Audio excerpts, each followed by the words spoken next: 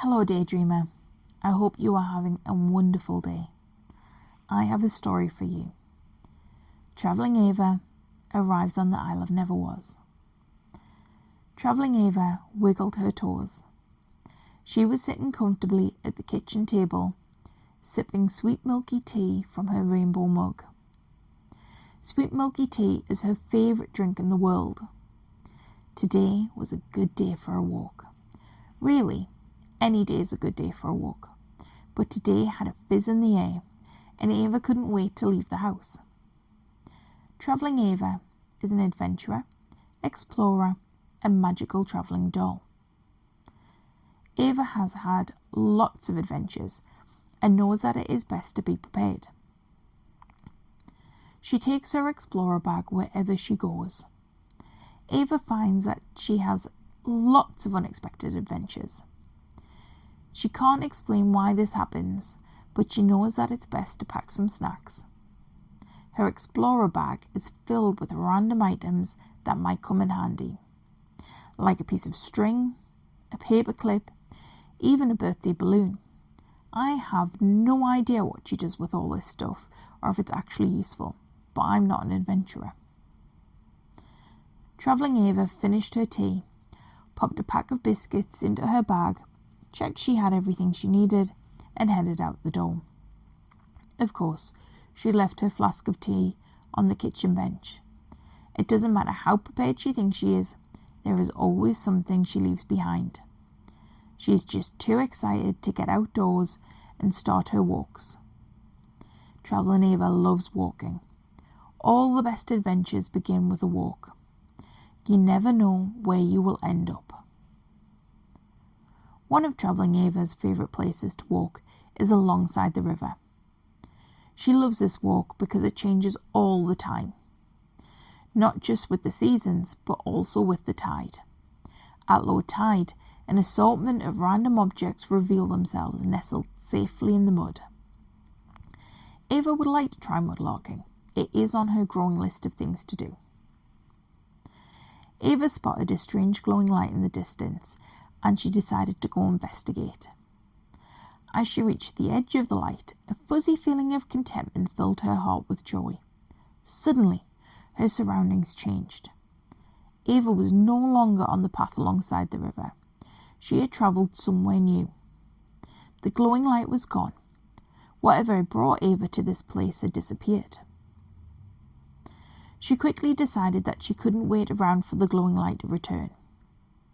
Ava is familiar enough with magical portals to know it could return in 5 minutes or in 5 weeks.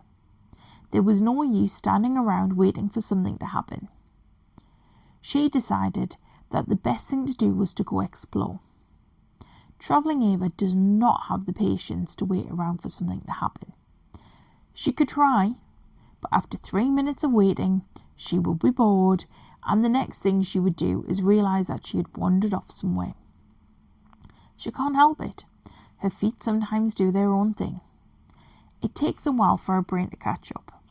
In a lot of ways, she just had no other choice than to be an adventurer and an explorer. Travelling Ava looked around for clues to her new location. Her surroundings felt familiar. The sky is blue, the grass is green, the trees look magnificent and ancient, but very much like the trees at home. It smelled and sounded like the countryside. She was standing in the middle of a large green field.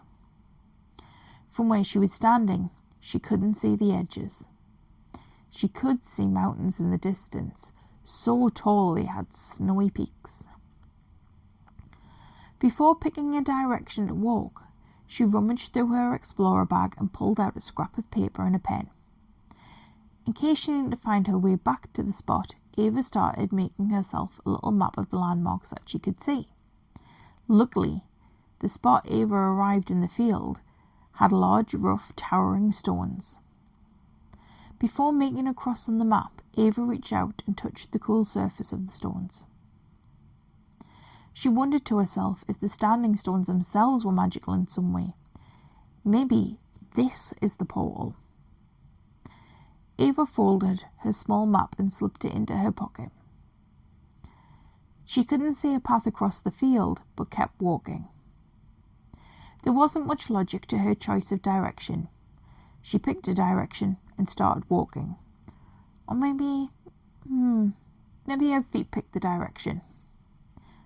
The mountains were now behind her. The view of the mountains was impressive. Ava wondered how far away they were.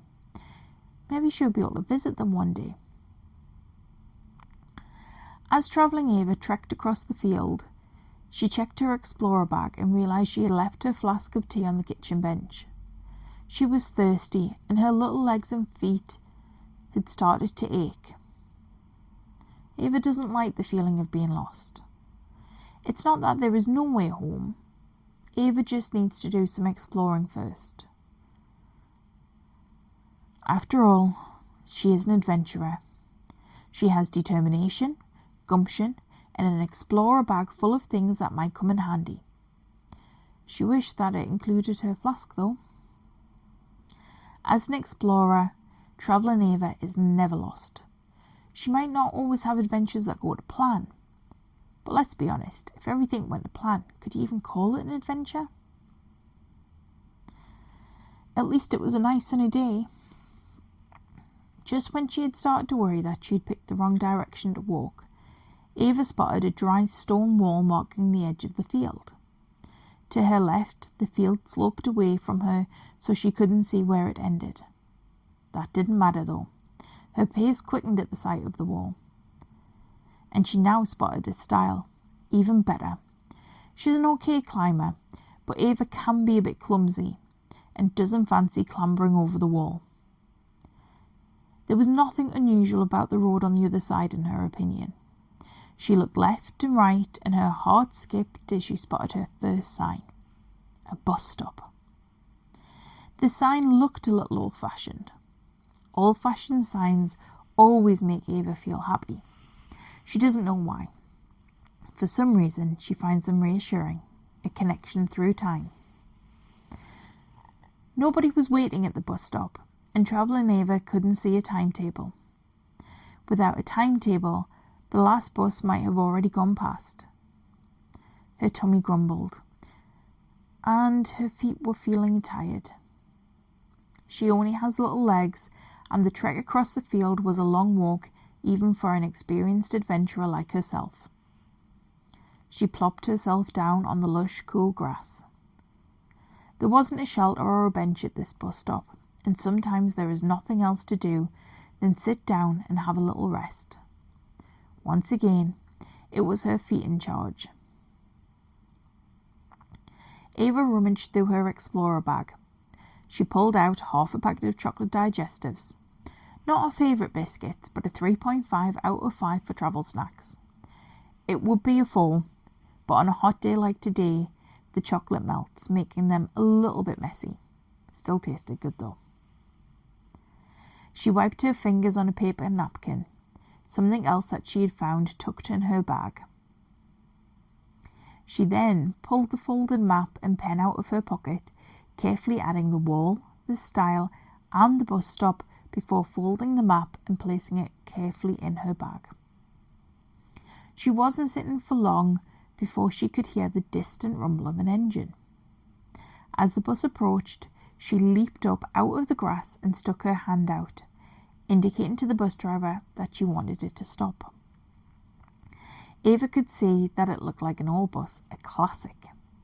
The old bus stop sign and a vintage bus ambling up the hill towards her suggested to Ava that she might have travelled back in time. Was that even possible? The bus stopped and Travelling Ava climbed aboard and purchased her ticket. There was something a bit unusual about the bus driver, but she couldn't quite put her finger on what it was.